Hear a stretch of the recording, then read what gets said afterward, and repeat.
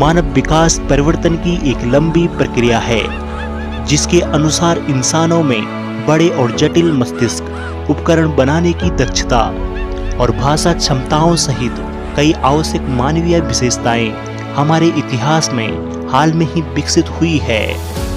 इस अनुकूलन ने हमारे अस्तित्व और प्रभुत्व में महत्वपूर्ण भूमिका निभाई है। पैलियोएंथ्रोपोलॉजी मानव विकास का वैज्ञानिक अध्ययन है, जो हमारी प्रजाति के सार्वभौमिक और प्रभाषित लक्षणों की उत्पत्ति की जांच करता है। इस क्षेत्र में मनुष्य और अन्य प्रजातियों के बीच उनके जीन्स, शारीरिक रूप से शरीर विज्ञान और व्यवहार में समानताएं और अंतर की समझ शामिल है। पैलियोएंथ्रोपोलॉजिस्ट मानव शारीरिक लक्षणों और व्यवहार की जड़ों की खोज करते हैं। वे यह पता लगाना चाहते हैं कि कैसे विकास ने सभी लोगों की क्षमताओं और प्रवृत्तियों और सीमाओं को आकार दिया है। प्रारंभिक मानव जीवाश्म और पुरातत्व अवशेष इस प्राचीन अतीत के बारे में सबसे महत्वपूर्ण सुराग प्रदान करते हैं। इन अवशेषों में सबसे पहले लोगों द्वारा छोड़ी गई हड्डियां, उपकरण और कई अन्य साक्ष्य जैसे पैरों के निशान शामिल है। आमतौर पर अवशेषों को प्राकृतिक रूप से दफनाया और सुरक्षित किया जाता था।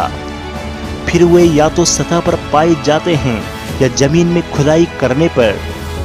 जीवाश्म हड्डियों के अध्ययन करके वैज्ञानिक पहले के मनुष्यों की शारीरिक उपस्थिति और यह कैसे बदल गई इसके बारे में सीखते हैं। हड्डियों का आकार और मांसपेशियों द्वारा छोड़े गए निशान हमें बताते हैं कि हमारे पूर्वज कैसे घूमते थे और लंबे समय में उनके दिमाग का आकार कैसे बदल गया। मनुष्य और हमारे विकासवादी रिश्तेदार भौतिक और आनुवंशिक समानताएं दर्शाती है कि कैसे आधुनिक मानव प्रजाति होमो सैपियंस का प्राइमेट प्रजातियों के एक अन्य समूह बानरों से बहुत करीबी रिश्ता था। आधुनिक मानव और अफ्रीका के महान बानर चिंपैंजी, बोनाबोस और गोरिल्ला एक ही पूर्वज साझा करते हैं, जो आज से 6 मिलियन वर्ष पहले रहते थे। मनुष्य सबसे पहले अफ्रीका में विकसित हुआ और अधिकांश मानव विकास उसी महाद्वीप पर हुआ है। 6 से 2 मिलियन वर्ष पहले रहने वाले मनुष्यों के जीवाश्म पूरी तरह से अफ्रीका से आए हैं। प्रारंभिक मानव सबसे पहले संभवतः 2 मिलियन से 1.8 मिलियन वर्ष पूर्व अफ्रीका से बाहर एशिया में आए थे। उन्होंने कुछ समय बाद 15 से 18 लाख वर्ष के बीच यूरोप में प्रवेश किया था। आधुनिक मानव की प्रजातियां बहुत बाद में दुनिया के कई हिस्सों में बसी थी। अधिकांश वैज्ञानिक वर्तमान में प्रारंभिक मनुष्यों की लगभग 15 से 20 विभिन्न प्रजातियों को पहचानते हैं। हालांकि सभी वैज्ञानिक इस बात पर सहमत नहीं है कि कैसे ये प्रजातियां एक दूसरे से संबंधित हैं या कौन सी प्रजातियां यूं ही समाप्त हो गई। कई प्रारंभिक मानव प्रजातियां निश्चित रूप से उनमें से अधिकांश ने कोई जीवित वंशज नहीं छोड़ा।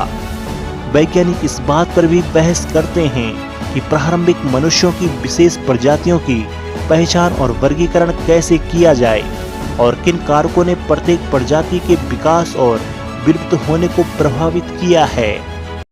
हेलो दोस्तों, अगर आपको यह वीडियो पसंद आई हो तो कृपया हमारे चैनल को सब्सक्राइब जरूर करें व हमारी वीडियो को लाइक व शेयर करें। और हाँ, हमारे चैनल के परमानेंट मेंबर बनने के लिए ज्वाइन वाला बटन दबाकर अवश्य ज्वाइन हो जाएं, जहां आपको प्राचीन काल के इतिहास को जानना और समझना और भी सरल हो जाएगा। धन्यवाद दोस्तों।